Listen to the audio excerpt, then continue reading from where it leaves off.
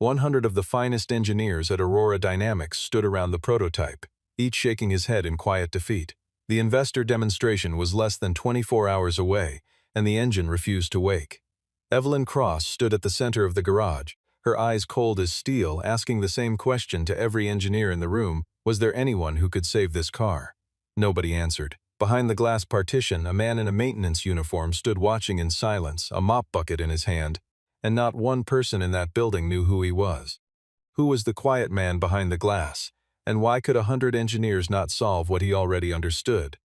The night shift at Aurora Dynamics always began the same way for Gabriel Hayes, with the soft hum of fluorescent lights and the long, empty hallways that smelled faintly of solvent and cold metal. He pushed his cart past rows of darkened offices, past glass walls etched with the company logo, past motivational posters he had stopped reading months ago. The building at this hour belonged to nobody but the cleaning staff and the occasional engineer chasing a deadline, and Gabriel preferred it that way,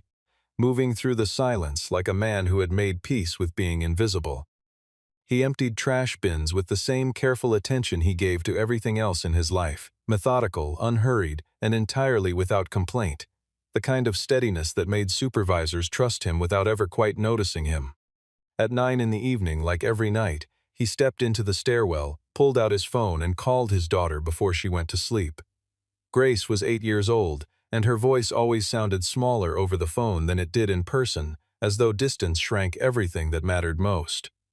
He asked her about her day, about the drawing she had made of a horse with too many legs, about whether her grandmother had remembered to braid her hair the way she liked it before bed. Grace told him, with the seriousness only an 8-year-old could summon, that her teacher had said horses only needed 4 legs, and that she planned to draw a 5-legged horse again tomorrow, simply to see what her teacher would say. Gabriel laughed quietly into the phone, the sound echoing slightly in the empty stairwell, and told her that some of the best engineers he had ever known had spent their whole careers being told their ideas had 1 leg too many. When the call ended, he stood alone in the stairwell a moment longer than necessary, the way a man does when he is setting something heavy back down before picking up something else entirely. He thought, as he often did at this hour, of how strange it was that the people around him saw a uniform and a cart and assumed that was the whole of him, when in truth it was only the smallest, quietest fraction of a much longer story. He did not resent the assumption. If anything, he had built his life around encouraging it, choosing silence the way another man might choose armor, because silence asked nothing of him and offered, in return, exactly the kind of predictable, protected life he needed in order to raise his daughter alone. There were nights when the silence felt almost like a second job in itself, requiring its own quiet discipline, its own small daily decisions to say less than he knew and ask for less than he deserved. Nobody at Aurora Dynamics knew much about Gabriel beyond his name and his schedule. He arrived at 7 each evening, wore a gray uniform with his name stitched above the pocket, and left before the engineers arrived in the morning, a pattern so consistent that the building's rhythms seemed to bend around him without anyone quite registering why. He was polite, unremarkable, and careful never to draw attention to himself, which made him easy to overlook in a building full of people who had spent their entire careers learning how to be noticed. What none of them saw was the way his eyes moved when he passed the engineering floor, lingering for half a second too long on schematics taped to whiteboards, on diagnostic printouts left carelessly on desks, on the open hood of a vehicle parked overnight for testing. It was a habit from another life, one he had buried so completely that even he sometimes forgot it had ever existed at all. 8 years earlier, Gabriel Hayes had been someone else entirely. He had led a propulsion systems division at one of the country's most respected aerospace firms, the kind of engineer whose name appeared quietly on patents instead of headlines, trusted by people who themselves were rarely trusted by anyone. He had married a woman named Hannah, a structural engineer with a laugh that filled rooms and an instinct for solving problems that everyone else had already declared impossible, and together they had built a life that felt, for a while, entirely untouchable. They used to sit at the kitchen table at midnight sketching designs on napkins, finishing each other's sentences the way only 2 engineers in love could, certain that whatever the future held, they would meet it together.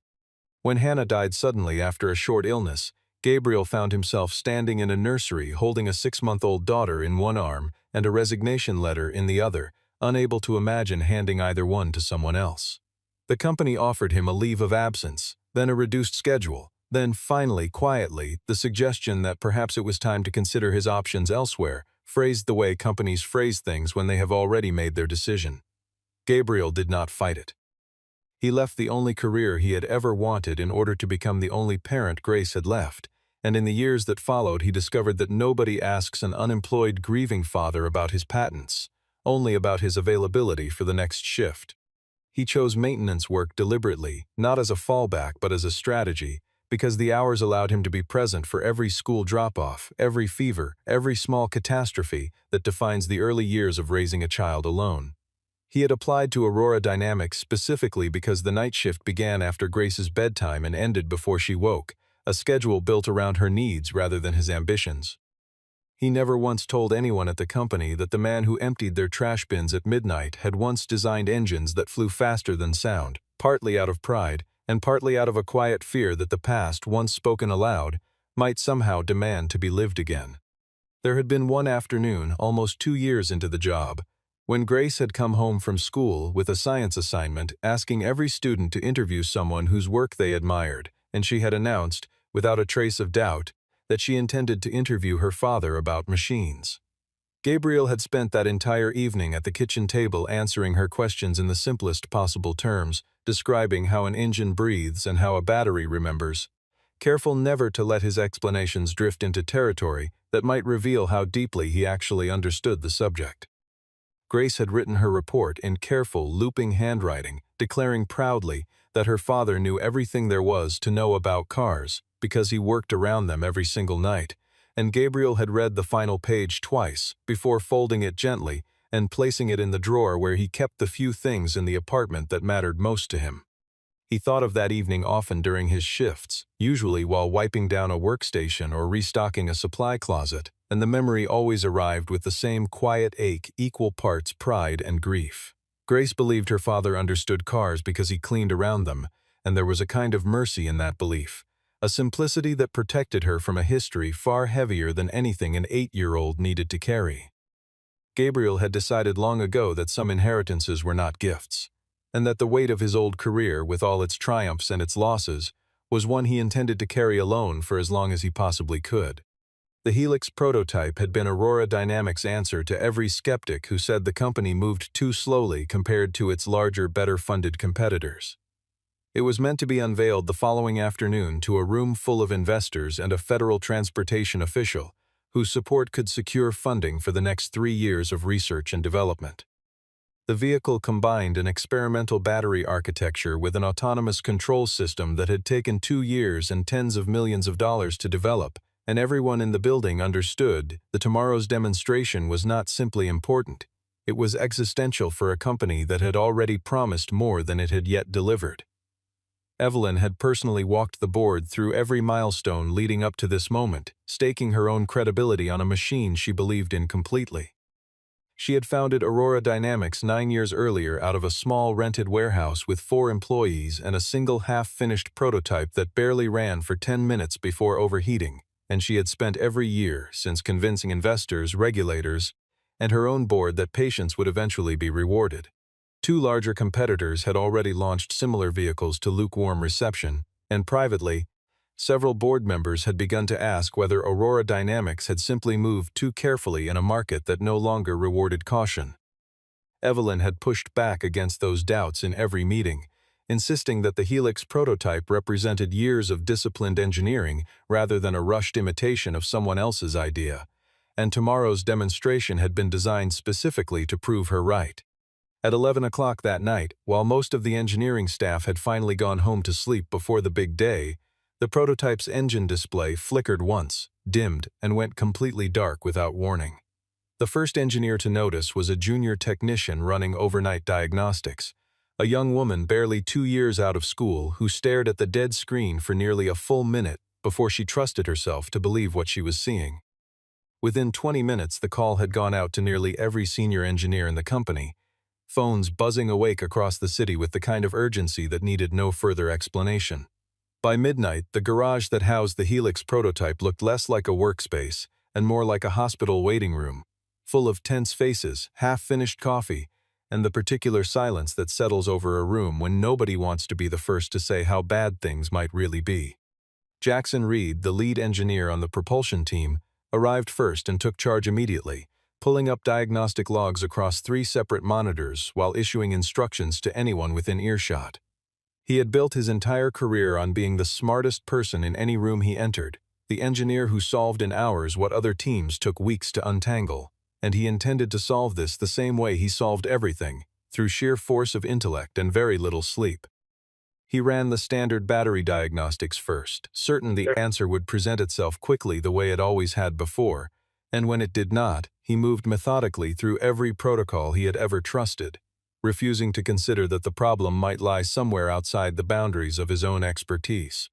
Evelyn Cross arrived at the garage just after midnight, her blazer still buttoned despite the hour, her phone buzzing with messages from board members who had already heard, through channels she could not entirely trace, that something was wrong. She had built Aurora Dynamics from a small research lab into one of the most closely watched companies in the industry, and she had done it by refusing to accept the word impossible from anyone who worked for her, a discipline she had once considered the truest measure of leadership. Tonight, however, the word impossible kept circling the room like something nobody wanted to say out loud, hovering just beneath the surface of every failed test and every exhausted glance exchanged between engineers who had run out of new ideas hours earlier. She watched her team work in shifts through the long hours of the night, watched coffee cups multiply across every available surface, and watched the clock on the far wall move closer to the hour none of them wanted to face. She did not raise her voice, did not demand explanations she knew nobody could yet provide, and instead simply stayed, present in the room as proof that whatever happened, she would not be the kind of leader who disappeared when things went wrong. By 2 in the morning, she had personally reviewed every theory presented to her, asking sharp, precise questions that revealed just how much engineering knowledge she had absorbed over the years, despite never holding the title herself.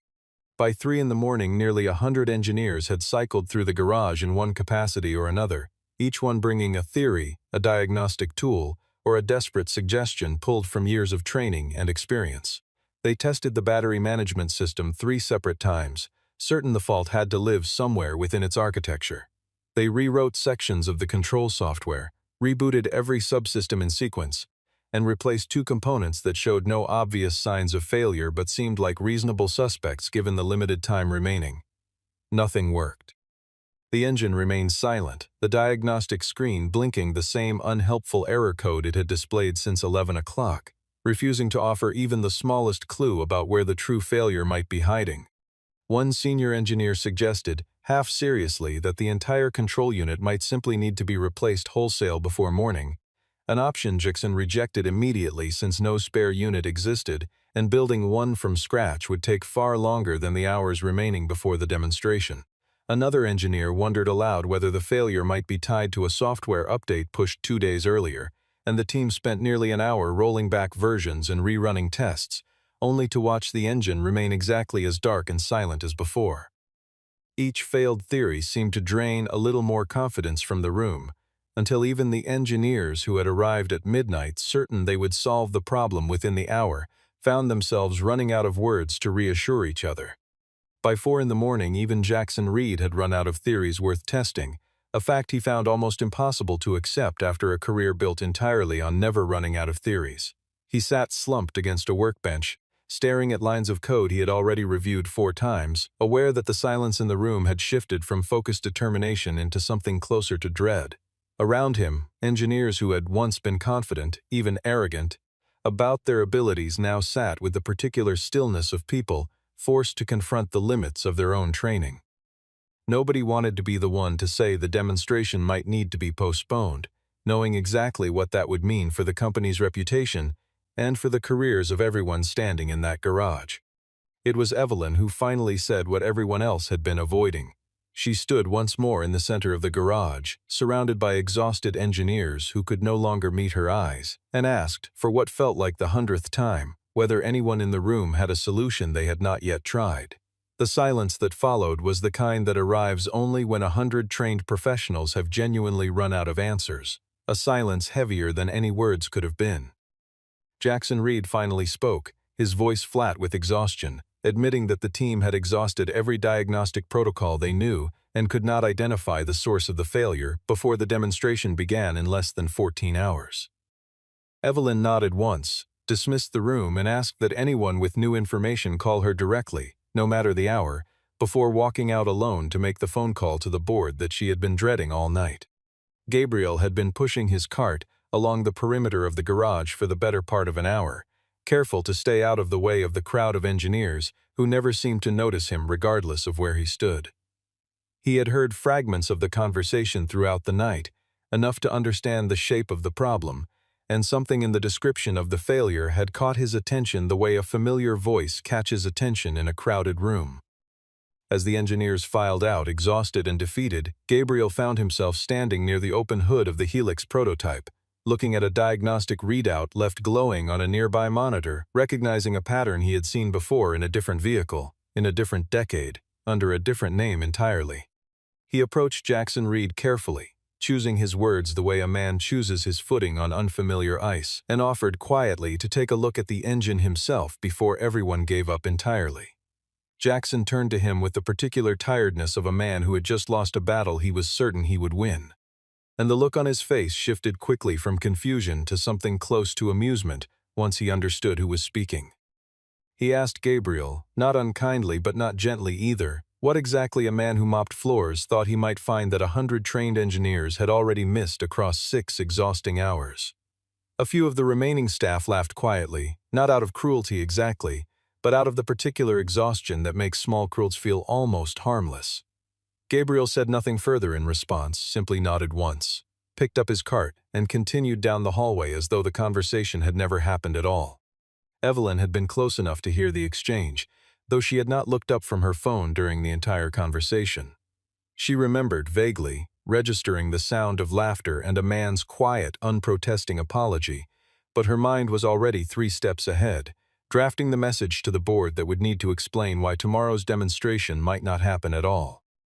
She did not consider, even for a moment, that the man pushing the cart might be worth a second look, not because she was unkind, but because exhaustion narrows a person's attention down to only the problems they already understand how to name. It was a small failure of attention, the kind people make 100 times a day without consequence, except that tonight it would matter more than she could possibly have guessed.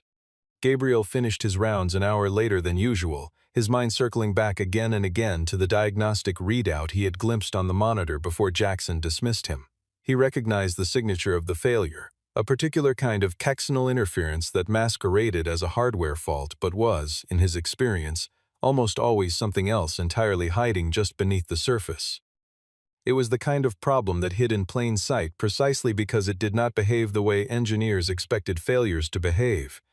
And it was the kind of problem that 100 brilliant minds could miss for exactly that reason, trained as they were to look for large failures rather than small lies. He thought, walking toward the parking lot, of something Hannah used to say, that the hardest problems were never the ones that looked complicated, they were the ones that looked too simple to be the answer anyone wanted. When his shift technically ended at 5 in the morning, Gabriel did not go home. He found Walter, the night security supervisor, who had worked the same hours as Gabriel for nearly 3 years and trusted him the way people trust anyone who has never once given them a reason not to. Gabriel asked casually whether he might have a few extra minutes in the garage to finish wiping down the floors near the testing bay before the morning shift arrived and the building filled with people again. Walter, who had seen Gabriel work countless overnight cleaning jobs without complaint, waved him through without a second thought, never imagining that the request had nothing whatsoever to do with floors. Alone in the garage, surrounded by the wreckage of a night that had defeated 100 engineers, Gabriel set down his cleaning supplies and opened the hood of the Helix prototype for the first time since the failure began. His hands moved with a certainty that surprised even him after 8 years away from this kind of work, tracing wiring harnesses and connector housings, the way another man might trace the route of a familiar drive home without needing to think about each turn. He pulled a small flashlight and a multimeter from his jacket pocket, tools he had quietly kept in his car for years without ever quite admitting why, and began testing the thermal control module that fed signal data to the engine's primary processor. It took him less than 20 minutes to find what 100 engineers had spent 6 hours missing entirely. A single component within the thermal control module, A small relay responsible for regulating signal timing under extreme heat had been installed during a routine supplier upgrade 3 months earlier and had never once been flagged as a point of failure because on paper, it had nothing to do with the engine's primary systems at all. Under the specific thermal conditions created by the testing bay's overnight cooling cycle, the relay introduced a microsecond delay into the signal feed, just long enough to convince the engine's processor that a catastrophic fault had occurred, triggering an automatic and total shutdown as a built-in safety measure. It was not a broken engine at all and had never been one. It was a perfectly healthy engine being lied to by a single overlooked part that nobody had thought to question. Gabriel worked quietly and methodically, replacing the faulty relay with a spare from the maintenance supply closet that happened to meet the same exact specifications, a small irony he allowed himself to appreciate for exactly one quiet moment. He tested the connection twice, recorded the change in a simple paper log he found near the workstation, describing the failure mechanism in the precise technical language he had not used in nearly a decade.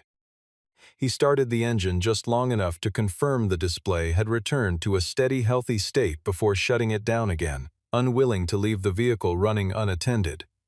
He left no note explaining what he had done or why, no message announcing his discovery, nothing that might draw the kind of attention he had spent 8 careful years avoiding.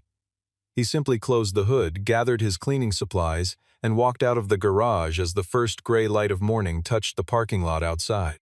When Jackson Reed arrived at 6:30 that morning, already dreading the conversation he would soon have to have with Evelyn, he found the Helix prototype's diagnostic display glowing a steady, healthy green for the first time since the previous evening.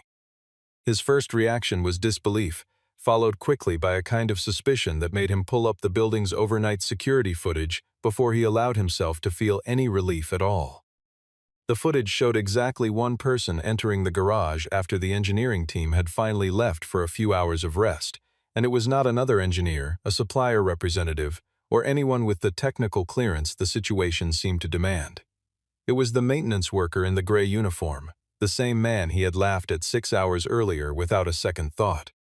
Evelyn arrived within minutes of Jackson's call, her exhaustion replaced by a sharp, focused alertness that made her seem taller than she actually was as she crossed the garage floor. She watched the security footage twice without speaking, then asked for the paper log Jackson had found beside the workstation, written in handwriting too precise and too technically specific to belong to someone unfamiliar with formal engineering documentation. The notation described the exact failure mechanism, the specific component replaced, and the reasoning behind the diagnosis in language that Evelyn recognized immediately as the vocabulary of someone trained at the highest levels of the field, not the vocabulary of someone improvising out of luck. She asked Jackson to find Gabriel Hayes immediately and bring him to her office, though she was careful, even then, not to explain why. Gabriel was found in the employee parking lot, sitting in his car with the engine running for warmth, looking slowly through photographs of Grace on his phone before driving home to sleep. He followed Jackson back into the building without protest, assuming he was about to be reprimanded for entering a restricted area without proper authorization, and prepared the quiet, unremarkable apology he had used 100 times before to avoid unnecessary conflict. When he entered Evelyn's office, she did not look angry the way he had expected. She looked, instead, like a woman trying to solve a second puzzle that had appeared the very moment the first one finally disappeared. She asked him directly whether he had been the one to repair the prototype, and Gabriel, who had never been comfortable lying about anything that truly mattered, admitted simply that he had. He explained the failure carefully and precisely, describing the thermal relay, the signal delay, and the reasoning that had led him to the diagnosis, using language that made it immediately clear he was not guessing or stumbling onto an answer by accident. Evelyn listened without interrupting once, her expression shifting slowly from professional curiosity into something closer to genuine disbelief, and when he finished speaking she asked the only question that mattered to her in that moment, which was where exactly a maintenance worker had learned to think in precisely that way. Gabriel hesitated for the first time since entering the room, weighing 8 years of careful silence against the simple fact that lying any further would accomplish nothing useful for either of them. He told her, briefly and without embellishment, about the aerospace firm, about the propulsion systems he had once helped design, about Hannah, and about the choice he had made when Grace was 6 months old and he was the only parent she had left in the world. He explained that he had taken the job at Aurora Dynamics specifically because the night shift allowed him to be present for his daughter during the day, and that he had never intended for anyone to know more than that simple fact. Evelyn sat in silence for a long moment after he finished speaking, the kind of silence that comes when someone realizes they have been looking directly at something remarkable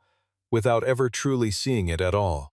After Gabriel left her office that morning, Evelyn found herself searching his name alongside the aerospace firm he had mentioned, half expecting to find nothing more than a junior title buried in some forgotten archive.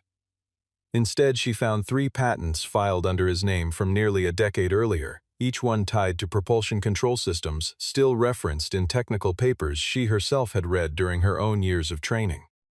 She found a brief industry profile describing him as one of the most promising young engineers in his division, and a short, almost incidental mention of his abrupt departure following what the article vaguely described as a personal loss.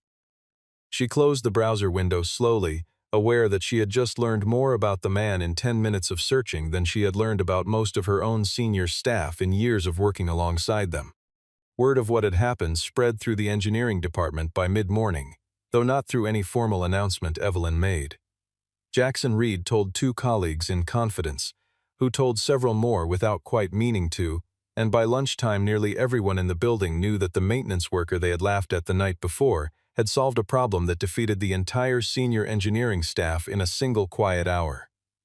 The reaction was not universally gracious. Some engineers felt embarrassed by how easily they had dismissed him. A few felt genuinely impressed despite themselves, and at least one muttered under his breath that it must have been luck, since luck was always easier to accept than the alternative explanation sitting in front of them. Jackson Reed, to his credit, did none of that. He found Gabriel near the break room later that afternoon and apologized directly, without excuses or qualifications, acknowledging plainly that he had judged a man by his uniform instead of by his mind, and that the mistake belonged entirely to him. Gabriel accepted the apology with the same quiet ease he brought to everything else, telling Jackson that he had been judged by uniforms before and understood exactly how easy the mistake was to make under pressure. The 2 men stood together for a moment longer than the conversation strictly required, an unspoken understanding passing between them that had nothing to do with engines and everything to do with the kind of respect that only forms after one person has been genuinely humbled. Jackson admitted, almost reluctantly, that he had spent his entire career believing that talent always announced itself, that the smartest people in any room eventually made themselves known through titles, degrees, and the particular confidence that came with both. Gabriel told him gently that he had once believed the same thing himself, back when he still wore a different kind of uniform and carried a different kind of confidence,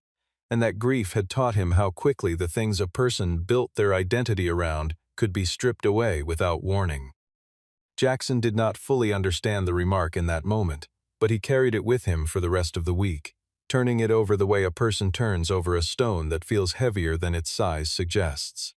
Evelyn called Gabriel back into her office later that same afternoon, this time with a proposal rather than a question waiting for him. She explained that she intended to announce his contribution publicly, perhaps even feature him in the investor presentation as proof that Aurora Dynamics valued talent wherever it appeared, regardless of title or uniform, or how a person arrived at the company in the first place. She watched his face carefully as she spoke, expecting gratitude or perhaps quiet excitement, and was surprised instead by the gentle, almost apologetic way he asked her not to do that. He explained, simply and without drama, that he had spent 8 years building a life that allowed him to be fully present for his daughter, and that the last thing he wanted was a spotlight that might disrupt the only kind of stability he had left to offer her. Evelyn studied him for a long moment, the way a person studies something they thought they understood and are now seeing clearly for the very first time. She had spent her entire career believing that recognition was the highest reward anyone could offer, the thing every person secretly wanted no matter how modestly they framed their own ambitions. Gabriel's quiet request forced her to consider, for the first time in longer than she could remember, that some people measured success by something other than visibility, something closer to peace. She finally nodded, and instead of a public announcement, she offered him something quieter, a position as a technical advisor with flexible hours that would allow him to keep his evenings free for Grace, while still using the expertise he had carefully hidden for nearly a decade. Gabriel accepted the offer the following week, though he insisted on keeping his old uniform in his locker. A small private joke he never fully explained to anyone, including himself. He began spending his mornings in quiet consultation with the engineering team, reviewing designs and catching errors with the kind of instinct that came from decades of real experience rather than formal review meetings. He still picked Grace up from school most afternoons, still called her every evening before bed regardless of how his day had gone, and still refused every offer of a larger office or a more visible title that might have come with his new responsibilities. Jackson Reed, once his harshest critic, became one of his most attentive students, often staying late simply to ask Gabriel questions about problems that had nothing to do with the day's actual assigned work. The investor demonstration took place the following afternoon exactly as scheduled, the Helix prototype performing flawlessly in front of a room that had no idea how close the entire project had come to collapsing less than 15 hours earlier. That morning, before the doors opened to investors, Evelyn had walked through the garage one final time, watching the prototype undergo a last round of routine checks performed by engineers who still spoke about the previous night in hushed, almost disbelieving tones.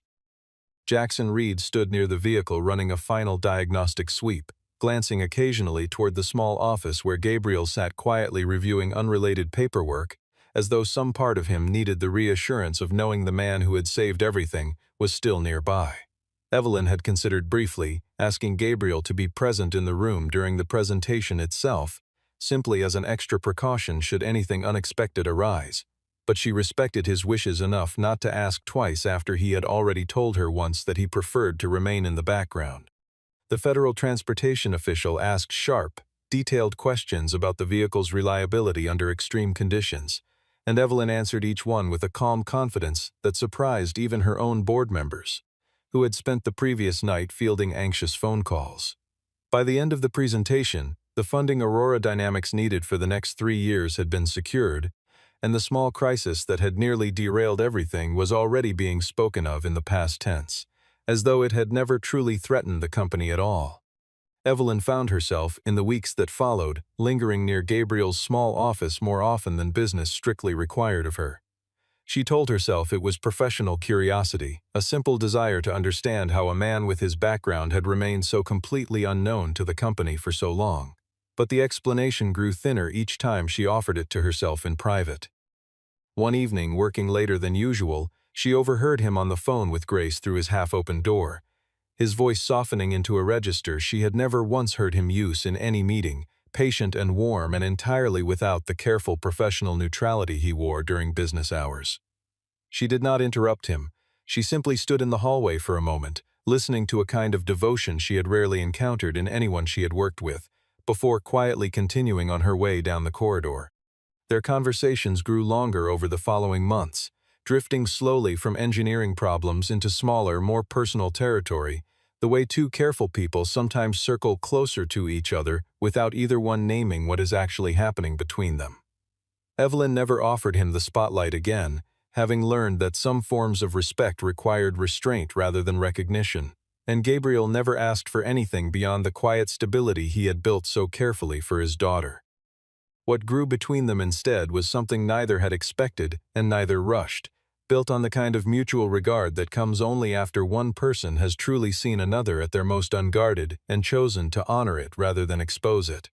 Occasionally they shared coffee in the small kitchen near the engineering floor, conversations that began with budgets or schedules and somehow always drifted toward smaller things, a song Gabriel remembered Hannah humming while she worked, a board meeting Evelyn had once nearly walked out of in frustration.